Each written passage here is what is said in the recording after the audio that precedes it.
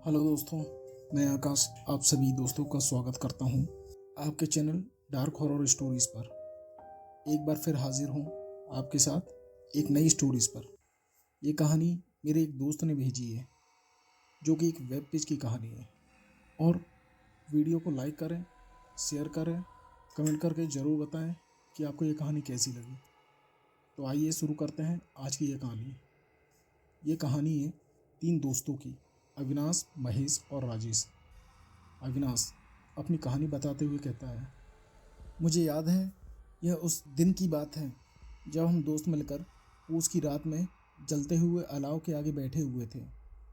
हवा इतनी ठंडी चल रही थी कि हड्डियां तक गल जाए।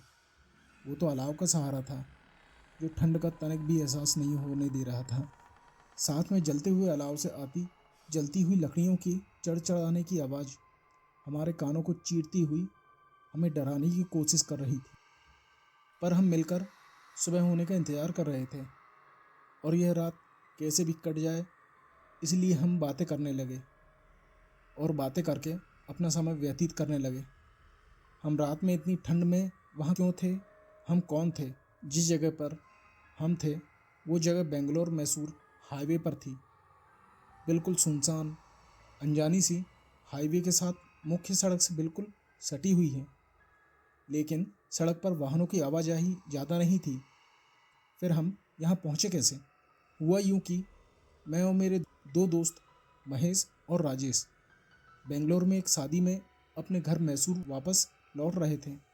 अभी बेंगलोर शहर छोड़कर हाईवे पर लगभग 20 से 30 किलोमीटर चले ही होंगे कि गाड़ी झटके मारते हुए रुक गई। गाड़ी रुकते ही मैंने कहा, अरे यार राजेश, कैसी गाड़ी चला रहा है, आराम से चलाना, सारी नींद खराब कर दी। राजेश बोला, ले तू चला ले अब, हाँ चला अब। फिर मैंने कहा, अब नाराज़ क्यों होता है, चल उतर कर देखते हैं क्या हुआ। पता नहीं यार, ऐसा लगा कि कोई हवा का झोंका गाड़ी से आके टकराया हो, इसलिए हड़बड़ी में गाड़ी रोक दी, राजेश ने कहा। फिर हम तीनों गाड़ी से उतरे, देखा इंजन गर्म हो चुका था, बोनट से धुआं बाहर आ रहा था। महेश ने कहा, रुको, मैं अभी 5 मिनट में आया। मैं और राजेश बोनट खोलकर गाड़ी देख ही रहे थे, तभी महेश ने डिग्गी में से पानी की बोतल निकाली और बोला, ये लो, ठंडी करो गाड़ी को।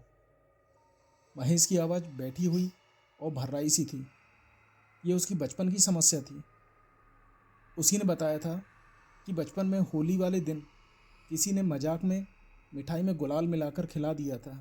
तब से उसकी आवाज़ बैठी हुई भर्राई सी हो गई थी। कोई पहली बार सुने तो डर जाए। खैर, हमें तो आदत थी उसकी आवाज़ सुनने की। फिर भी उस दिन उसकी आवाज़ सुनकर राजेश कुछ कांप सा गया। लेकिन अब महेश की आवाज़ नॉर्मल अलग सी हो गई थी। हम सभी को लगा कि महेश की आवाज़ कैसे बदल गई, और सभी ने ज़्यादा ध्यान नहीं दिया इस बातों पर। हमने इंजन ठंडा किया और गाड़ी में बैठ गए। राजेश ने चाबी मुझे पकड़ा दी, ये बोलकर कि अब खुद चला। मैंने गाड़ी स्टार्ट की और हम अपनी मंजिल की ओर चल दिए। तभी मेरी नज़र पेट्रोल के कांटे पर पड़ी। फिर मैंने बोला, ओए राजेश, पेट्रोल ख़त्म होने वाला है, इतने से पेट्रोल में हम मैसूर कैसे पहुंचेंगे? उसने कहा, अरे पहुंच जाएंगे, रास्ते में भरवा लेंगे। सड़क पर बहुत अंधेरा था, गाड़ी चलाना मुश्किल हो रहा था। पूस की रात थी तो धुंध भी बहुत हो रही थी। आगे जाके हाईवे 2 हिस्सों में बंट गया।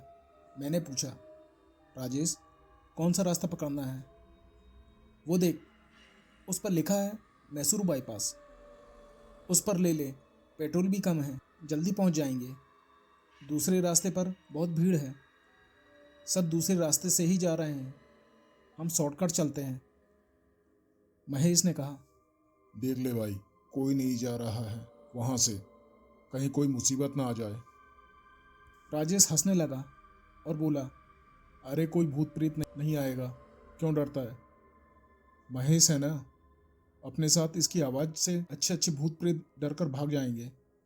और फिर हम तीनों ज़ोर ज़ोर से हंसने लगे और मैंने गाड़ी बाईपास की तरफ मोड़ ली। अभी कुछ 10-20 किलोमीटर ही चले होंगे कि गाड़ी झटके मारकर रुक गई। राजेश बोला, अब क्या हुआ? चला ना आराम से।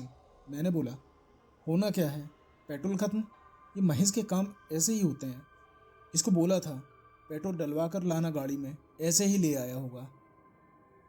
महेश अपनी बैठी हुई आवाज़ भराई सी आवाज़ में बोला, अरे देर हो रही थी, इसलिए जैसी थी वैसी ही ले आया। अब उतरो नीचे, धक्का लगाओ, देखते हैं आगे कोई पेट्रोल पंप मिल जाए। अब हम में से बारी बारी एक आदमी स्टीयरिंग पर बैठता और बाकी दोनों धक्का लगाते। ऐसे चलते चलते हमने देखा कि सड़क के बीचों बीच बहुत विशालकाय बरगद का पेड़ है। वो सड़क के बिल्कुल बीच में है और उसके चारों तरफ बड़ा सा चबूतरा बना रखा है। वहीं से बगल से एक सकरा सा रास्ता दे रखा था, जिसमें से मुश्किल से एक बार में एक गाड़ी निकल पाए। बरगद की बड़ी बड़ी लताएं नीचे लटक रही थी, लटकी हुई किसी के होने का एहसास करा रही थी। डर से हम तीनों के होश उड़ गए थे। जैसे जैसे हम उस बरगद के पेड़ की तरफ बढ़ रहे थे, हमारी धड़कनें बढ़ती जा रही थी। यूं लग रहा था कि वो पेड़ हमें ही देख रहा है और हमारी ओर बढ़ा चला आ रहा है। ऐसा लग रहा था कि मानो उस पर लताएं नहीं, कई सारे कटे हुए पैर लटक रहे हों। हम सहमे सहमे से आगे बढ़ते गए और हमारे दिमाग में ये बात भी चल रही थी कि ये पेड़ सड़क के बीचों बीच क्यों है। सड़क बनाते समय इसको हटाया क्यों नहीं गया। खैर, अब हम बिल्कुल पेड़ के बगल से गुजर रहे थे। सहसा ही मेरी दृष्टि पेड़ के चबूतरे पर रखी भगवान की तस्वीर पर पड़ी और सब समझ आ गया कि जरूर ये पेड़ भूतिया होगा, इसलिए इसको काट नहीं पाए और लोगों ने खुद को बचाने के लिए इस पेड़ को लाल डोरे से बांध दिया था। भगवान की तस्वीर रख दी थी, शायद तभी वो पेड़ हमें सिर्फ घूर कर देखता रह गया, कुछ कर नहीं पाया। वहीं पेड़ के तने पर कुछ अक्षर उभरे हुए थे। शायद वहाँ की स्थानीय भाषा में कुछ लिखा था जो मुझे कुछ समझ में नहीं आ रहा था, लेकिन अक्षरों की वो आकृति मेरे दिमाग में बैठ चुकी थी। हम थोड़ा और आगे बढ़े तो एक उजड़ी हुई वीरान बस्ती दिखाई दी। ऐसा लग रहा था जैसे हम किसी कब्रिस्तान से गुजर रहे हों। रात का सन्नाटा, सुनसान सड़क, सिर्फ हम तीन दोस्त। उसकी ठंडी रात में भी हमारे पसीने छूट रहे थे। यहाँ भी हर जगह वही अक्षर आकृति बनी हुई थी। और एक बात, और काफ़ी देर से हमें एक अजीब सी गंध का एहसास हो रहा था। पता नहीं क्या था वो। ऐसे ही चलते चलते हम काफ़ी दूर आ चुके थे। लगभग 4 से 5 किलोमीटर धक्का लगाने के बाद हम तीनों थक चुके थे। हमने सोचा गाड़ी में बैठकर आराम करते हैं और तीनों गाड़ी में बैठ गए। ठंड बहुत थी। पूरी गाड़ी बंद करने के बाद भी कपकपी नहीं रुक रही थी। तभी महेश बोला, चलो बाहर अलाव जलाकर आग सेकते हैं, ऐसे तो गाड़ी में कुल्फी जम जाएगी हमारी। रात काफ़ी हो चुकी थी। करीब 12 से 1 बजे के बीच का वक्त रहा होगा। हम गाड़ी से बाहर निकले, सड़क से नीचे उतरकर एक कोने में जगह ढूंढी, फिर लकड़ियाँ इकट्ठी की और अलाव जलाया। राजेश ने अपने लाइटर से 2 से 4 बूंद पेट्रोल लकड़ियों पर डाला और उसी लाइटर से आग लगा दी और हम आग सेकने लगे। हमने गप्पे मारना शुरू कर दिया। वहीं थोड़ी दूरी पर एक टूटी हुई दीवार थी। उसका दरवाज़ा भी अब जर्जर हो चुका था।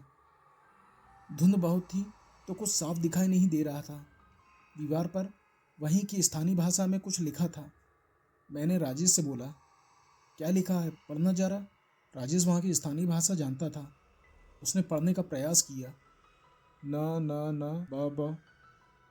अरे छोड़ना, हमें क्या करना है, कुछ भी लिखा हो। एक तो धुंध, ऊपर से दीवार पर जमी धूल, को समझ नहीं आ रहा है, राजेश बोला। और फिर हमारा पूरा ध्यान अलाव पर था। उससे अच्छी गर्मी मिल रही थी। ठंड का आभास खत्म हो चुका था। हमने काफ़ी लकड़ियाँ जोड़ दी थी जलाने के लिए। इससे आग काफ़ी तेज थी। हम बातें कर ही रहे थे तभी मेरे दिमाग में एक जिज्ञासा जागी। मैंने सोचा चलो पूछता हूँ, चुड़ैल चुड़ैल क्या होती है? बता सकता है तुम में से कोई क्या क्या होती है यह चुड़ैल? मैंने अपने दोस्तों से पूछा। दोनों एकदम सुन्न रह गए, जैसे मैंने पता नहीं क्या पूछ लिया। फिर महेश बोला, अभी थोड़ी देर पहले तो डर रहा था, अब चुड़ैल के बारे में जानना चाहता है। हाँ तो क्या हुआ? उसके बारे में बात करने से क्या वो यहाँ प्रकट हो जाएगी? डर तो अब तुम रहे हो, मैंने कहा। महेश बोला, सुनो, मैं बताता हूँ चुड़ैल के बारे में, मैंने बहुत सुना है। और वो भर्राती हुई डरावनी सी आवाज़ में चुड़ैल के किस्से सुनाने लगा। तभी राजेश बोला, अच्छा पहले ये बता, ये चुड़ैल पैदा कैसे होती है? पैदा होती है या बाद में बनती है? महेश ने बताया, देखो, चुड़ैल कभी पैदा नहीं होती, ये तो मरने के बाद चुड़ैल बनती है। मैंने पूछा, कैसे? महेश बोला, कहा यह जाता है कि जब कोई गर्भवती महिला दिवाली के 5वें दिन प्रसव पीड़ा में अप्राकृतिक मौत के कारण मर जाए तो वो बाद में चुड़ैल बन जाती है। चुड़ैल दिखने में बहुत ही डरावनी होती है और उनके पैर उल्टे होते हैं। उनके चेहरे पर मौत का खौफ दिखता है। बाल उलझे से बिखरे हुए, थोड़ी नुकीली लंबी सी होती है। चेहरे पर झुर्रियाँ छाई रहती है। ये कोई भी रूप धारण कर लेती है, स्त्री पुरुष कोई भी। ये किसी की आवाज़ निकालकर तुम्हें बहला सकती है। ऐसा सुना है कि रात में ये दरवाजे पर दस्तक देती है।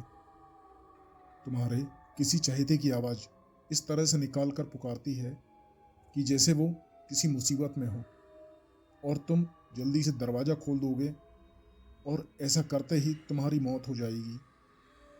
ये पुरुषों को सुंदर महिला बनकर लुभाती है और उनका खून चूसकर अपनी उम्र को बढ़ाती है। इतने में राजेश बोला कि डायन भी तो यही करती है, पुरुषों को अपने वश में करती है। तो क्या डायन और चुड़ैल एक ही चीज़ है? महेश बोला, अरे नहीं, चुड़ैल और डायन में अंतर होता है। चुड़ैल तो मैंने जैसे बताया कि मरने के बाद बनती है, पर डायन जो होती है वो एक जिंदा स्त्री होती है। वो अपने तंत्र मंत्र, काले जादू से पुरुषों को अपने वश में करती है।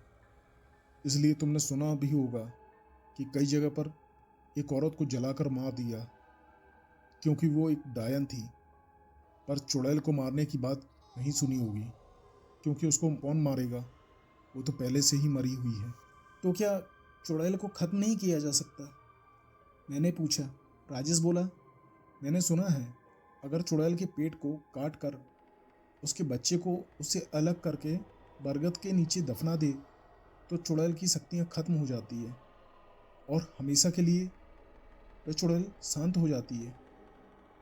फिर महेश ने अपनी बात आगे बढ़ाई। उसने बताया कि मेरी दादी माँ ने बचपन में मुझे एक चुड़ैल का किस्सा सुनाया था। करीब 100 से 150 साल पुराना किस्सा होगा। दादी माँ बताती थी। तुम लोग सुनना चाहोगे नालेबाग की कहानी? मैंने पूछा, ये नालेबा क्या होती है? राजेश बोला, अरे कुछ नहीं, ये यहाँ की स्थानीय भाषा का शब्द है जिसका हिंदी में अर्थ होता है कल आना। अच्छा कहकर मैंने कहा, सुनाओ सुनाओ। राजेश बोला, कहीं तुम वो स्त्री फिल्म कल आना की कहानी तो नहीं सुनाने वाले जिसमें चुड़ैल को कहते हैं कल आना? महेश बोला, अरे नहीं यार, उल्टा वो फिल्म इस कहानी से प्रेरित होकर बनी है और फिर मेरी कहानी तो उसके उलट है, एकदम उलट। वो कैसे? मैंने पूछा। महेश बोला, सुनोगे तो पता चलेगा। तुम्हें पहले सुनना। यह एक गांव की कहानी है। बेंगलोर के पास एक गांव था। बहुत बड़ा नहीं, छोटा सा ही रहा होगा। गांव में एक परिवार था। उस परिवार में एक बहुत ही सुंदर स्त्री थी जो कि गर्भवती थी। गांव के बाहर एक बरगद का पेड़ था। उससे कुछ दूरी पर सड़क किनारे बहुत छोटे छोटे कब्रिस्तान बने हुए थे और दूर एक बड़ा कब्रिस्तान भी था। मैंने पूछा, बहुत सारे कब्रिस्तान क्यों? क्या वो मुर्दों को जलाते नहीं थे? नहीं, उस गांव की अपनी एक परंपरा थी, जिससे मरने वाले के आधे शरीर को मतलब धड़ से निचले वाले हिस्से को जलाया जाता था और ऊपर वाले हिस्से को दफना दिया जाता था। और एक व्यक्ति को दफनाने के बाद कब्रिस्तान की दीवार पर लिख दिया जाता था, नालेबा, मतलब कल आना। राजेश बोला। ऐसा क्यों भाई? एक कब्रिस्तान में एक मुर्दा क्यों और नालेबा क्यों लिखते हैं? महेश बोला। क्योंकि मुर्दों को दो हिस्सों में रखा जाता था। एक को बरगद के नीचे जला दिया जाता था तो दूसरे को दफना दिया जाता था। जब दफनाया जाता था तो साथ में उसके सभी वस्त्र और खाने पीने का सामान भी रखा जाता था। ऐसा कहा जाता है कि जो भी स्त्री गर्भावस्था में अप्राकृतिक मौत मरेगी वो चुड़ैल बनती है। ये मैंने बताया था अभी, बस इसलिए इनकी खाने की व्यवस्था कर दी जाती थी ताकि चुड़ैल वहाँ से बाहर ना आए। यदि कोई इन्हें देख ले तो चुड़ैल उनको मार डालेगी, इसलिए कब्रिस्तान के बाहर नालेबा लिखवा दिया जाता था ताकि कोई भूल से भी अंदर न जाए। और क्या उसका खाना पीना कभी खत्म नहीं होता था? कौन देता था खाना? और क्या चुड़ैल नहीं खाती थी उनको? राजेश ने उत्सुकता से पूछा। महेश बोला। एक साथ इतने बस सबका जवाब देता हूँ।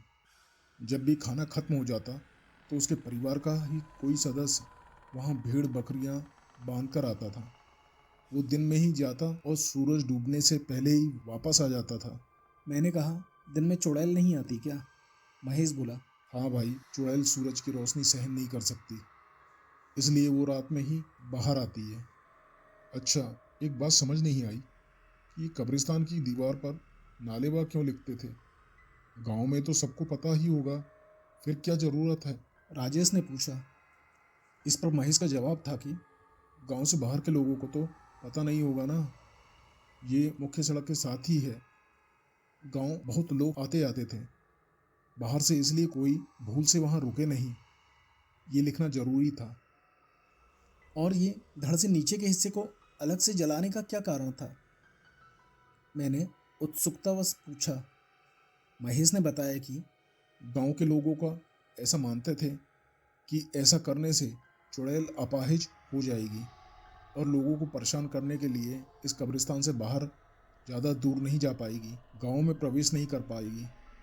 ऐसा गांव वालों का मानना था। अच्छा, ये जो चुड़ैल होती है ये किसी भी स्त्री पुरुष का रूप बना लेती है? कितनी देर तक वो ऐसा कर सकती है? राजेश ने महेश को बीच में रोकते हुए पूछा। महेश कुछ कहता, मैं तपाक से बोला, ये तो मुझे पता है, मैंने पढ़ा था कहीं। बहुत ज़्यादा देर तक तो वो ऐसा नहीं कर सकती, क्योंकि जितना लंबा समय तक वो दूसरे के रूप में रहेगी उसके शरीर से शक्तियाँ कम होने लगती है, और अगर जिस व्यक्ति का रूप उसने लिया है वो सामने आ जाए तो वह तुरंत ही अपने असली रूप में आ जाएगी। अब मिल गया जवाब, बोलते हुए मैंने महेश को कहानी आगे बढ़ाने को कहा और पूछा, वो अलग से बड़ा कब्रिस्तान किस लिए था? वो सामान्य जन के लिए था, जो चुड़ैल नहीं होती थी, उनको वहां दफनाया जाता था। महेश बोला। राजेश बोला। वो सुंदर गर्भवती स्त्री, उसका क्या हुआ? महेश बोला। सारी कहानी उसी की तो है। वो स्त्री अपने परिवार की बड़ी बहू थी और पहली बार गर्भवती हुई थी। उसको अपनी भेड़ बकरियों से बहुत प्यार था। उसके पास एक बकरी का मेमना था जिसको वो भोली कहकर पुकारती थी। उसको उससे बहुत लगाव था। एक पल के लिए भी वो उसकी आंखों से ओझल होता होता था तो वो खाना पीना छोड़कर उसी को ढूंढा करती थी जब तक वो मिल नहीं जाता। कुछ खाती पीती भी नहीं थी।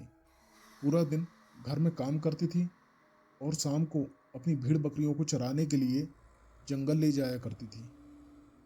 बेचारी घर में अकेली ही सारा काम करती थी, फिर भी उसके घर वाले उसे ताना मारा करते थे। वो कुछ ना कहती, चुपचाप सारा दिन काम में लगी रहती थी। भोली ही एकमात्र उसका सहारा था।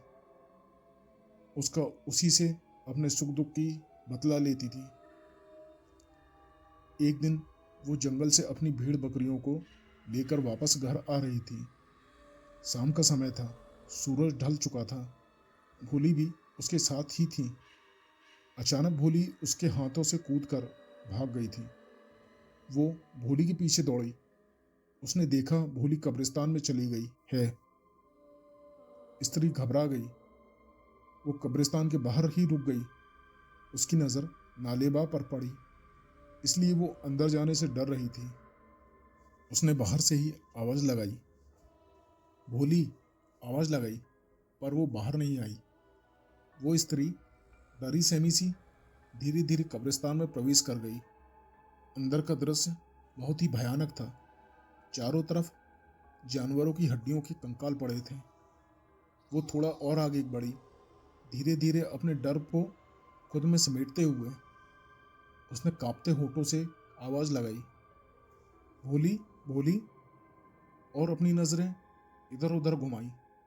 तभी अचानक उसकी नज़र एक औरत पर पड़ी जिसने काले वस्त्र पहने हुए थे, बिखरे हुए बाल थे। उसके चारों ओर खून बह रहा था। वह जमीन पर बैठी हुई कुछ खा रही थी। उसके चबाने की आवाज़ गूंज रही थी। वह स्त्री उसको देखकर बहुत ज़्यादा सहम गई। उसके शरीर से पसीना छूट रहा था। वो डर से थर थर काँप रही थी। फिर भी उसने डरते डरते डरते आवाज़ दी, भोली, भोली। उसकी आवाज़ सुनते ही उस भयानक सी दिखने वाली महिला ने चबाते चबाते वहीं बैठे बैठे बिना धड़ घुमाए उसकी ओर अपना पूरा सर घुमा दिया। अब वह उस स्त्री को वहीं बैठे बैठे अपनी खौफनाक आंखों से घूर रही थी और उसके हाथ में थी भोली, जिसे वो चबा चबा कर खा रही थी। उस गर्भवती स्त्री ने जब ये मंजर देखा तो उसे रहा नहीं गया और वो अपनी भोली को उससे छीनने के लिए उसकी तरफ भागी। इससे पहले कि वो कुछ कर पाती, उस भयानक खौफनाक चुड़ैल ने उस स्त्री को जोर से धक्का दिया। वो स्त्री दूर जाकर जोर से जमीन पर गिरी। उसके पेट में जो बच्चा था तुरंत ही दम तोड़ दिया। जैसे ही उस स्त्री को इसका आभास हुआ, उसने भी तुरंत ही अपने प्राण त्याग दिए और अब उस स्त्री के मृत शरीर में उस चुड़ैल ने प्रवेश कर लिया। अब वो चुड़ैल शक्तिशाली हो चुकी थी, क्योंकि अब वह कब्रिस्तान के बाहर जा सकती थी, गांव में ही प्रवेश कर सकती थी, क्योंकि उसे अब पूरा शरीर मिल चुका था चलने फिरने के लिए। धीरे धीरे उस चुड़ैल का आतंक बढ़ गया।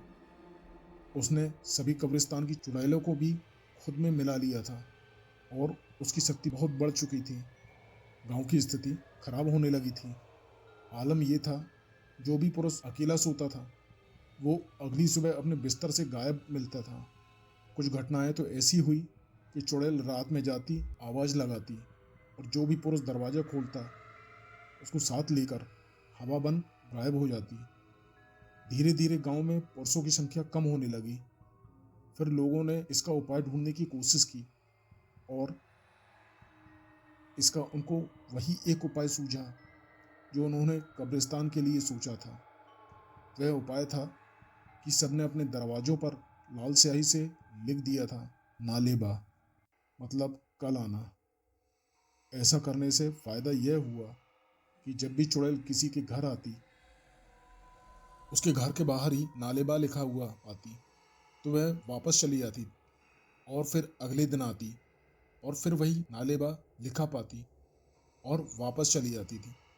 इस तरह ये क्रम चलता रहता और लोग अपने घर में सुरक्षित रहते हैं। परंतु ऐसा करने से उनकी दिनचर्या पर असर पड़ने लगा। वो डरे सहमे से रहने लगे। घर से बाहर निकलना उनके लिए दूभर था।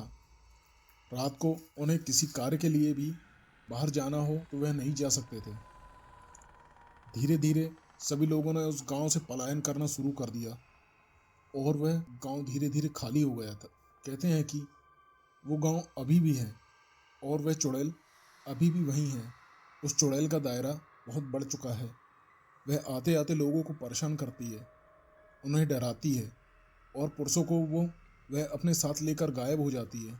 अब वह चुड़ैल सिर्फ कुछ कब्रिस्तान या गांव तक ही सीमित नहीं है, बल्कि उस गांव से लगी हुई मुख्य सड़क पर वह सुनसान रातों में भटकती रहती है और अपने शिकार की तलाश में लोगों को उस कब्रिस्तान तक लेकर आती है और वह कोई भी रूप धारण कर सकती है। वह किसी स्त्री का या किसी पुरुष का जिसका जिस प्रकार संभव हो उसी रूप में लोगों को अपने पास लेकर आती है और उनका भक्षण करती है। ऐसा करने से उसकी शक्तियाँ और ज़्यादा बढ़ जाती थी।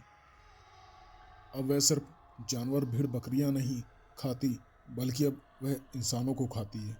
कहते हैं कि वह खंडर हो चुका गांव, कब्रिस्तान और चुड़ैल का साया अभी भी बेंगलोर मैसूर हाईवे पर मौजूद है।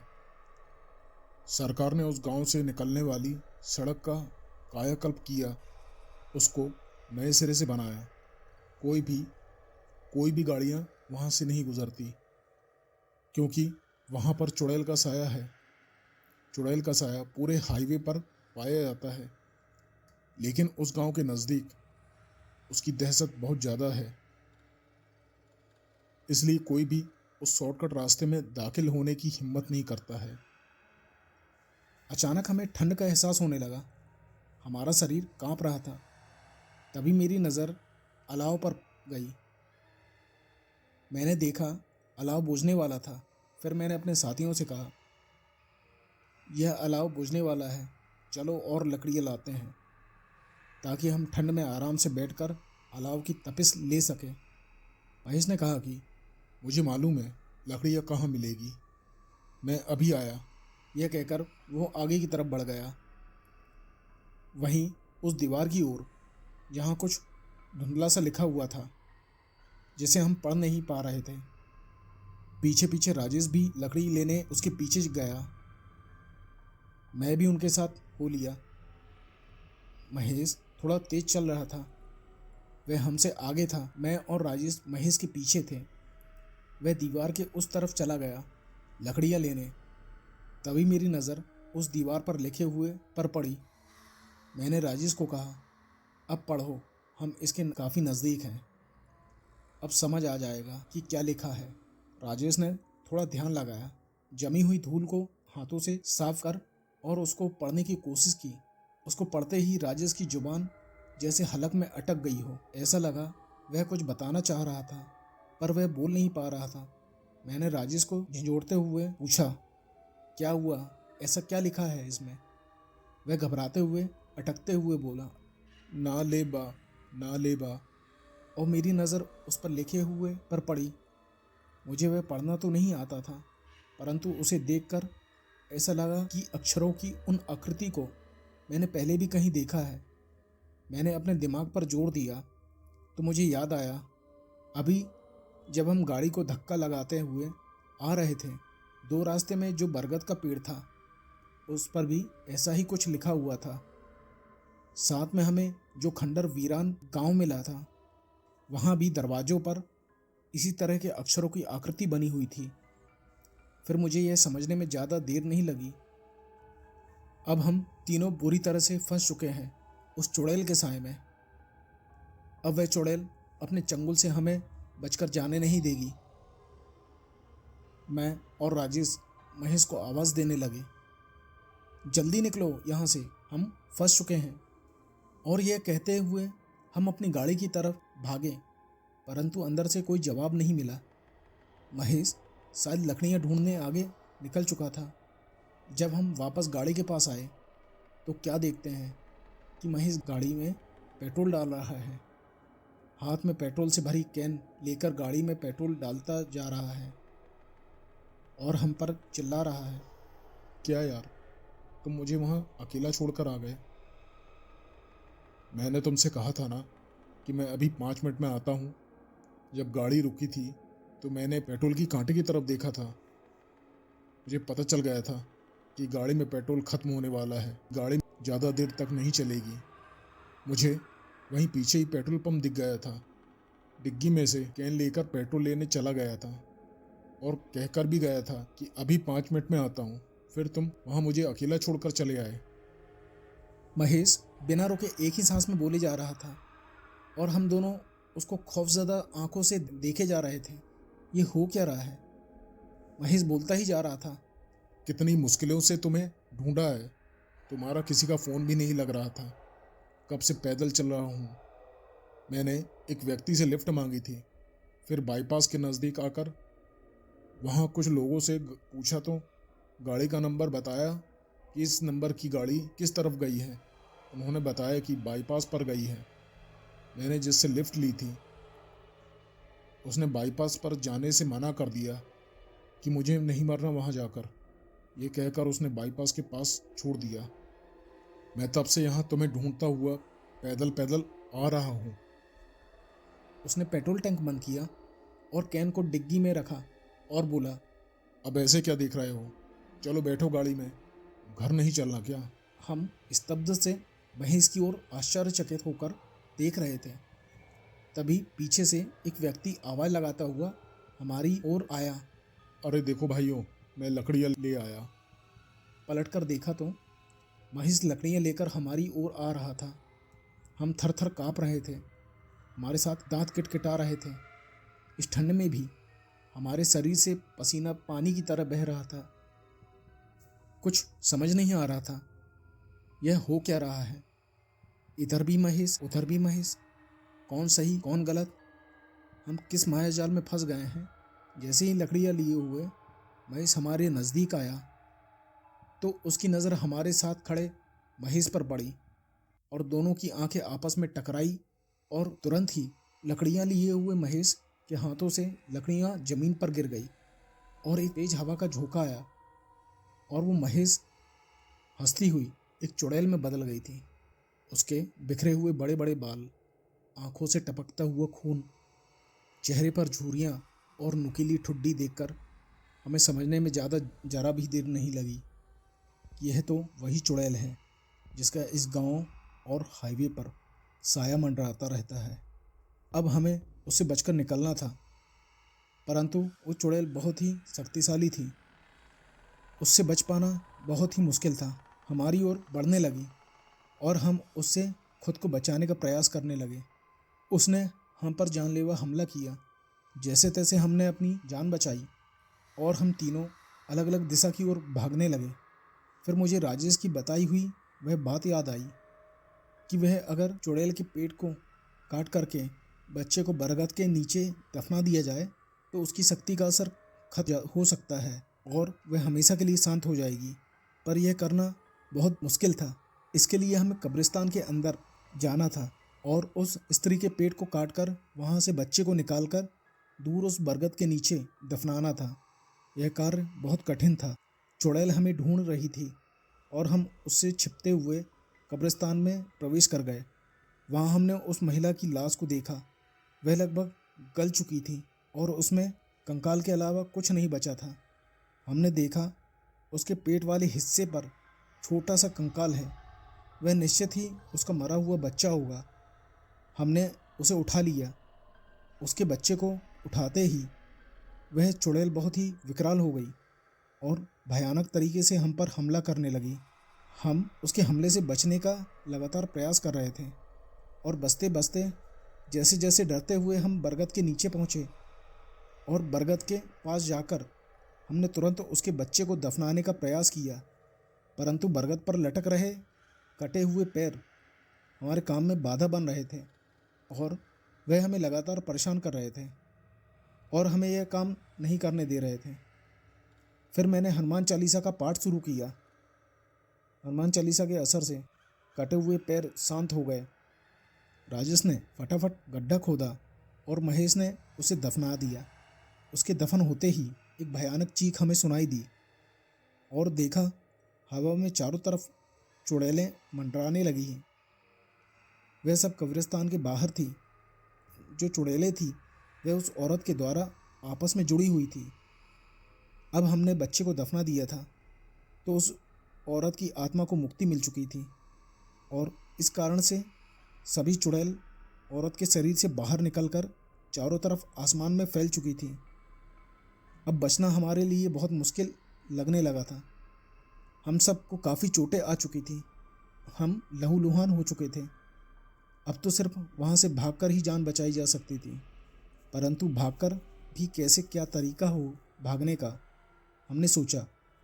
थोड़ी देर बाद मुझे कुछ सूझा कि हम लहूलुहान तो पहले से ही हो चुके थे। हम नहीं चाहते थे कि हमारा और खून बहे। यही सोचते हुए मैंने अपनी उंगली से बहते हुए खून से कार के पिछले शीशे पर अक्षरों की उन आकृतियों को बना दिया था जिनका अर्थ होता है नालेबा। महेश ने गाड़ी स्टार्ट की और हम तीनों उसमें बैठकर वहां से भाग निकले। चुड़ैलें हमारे पीछे आई, परंतु उन्होंने गाड़ी के पीछे नालेबा लिखा हुआ देखा। वो वहीं रुक गई और हम वहां से सही सलामत वापस अपने घर पहुंच गए।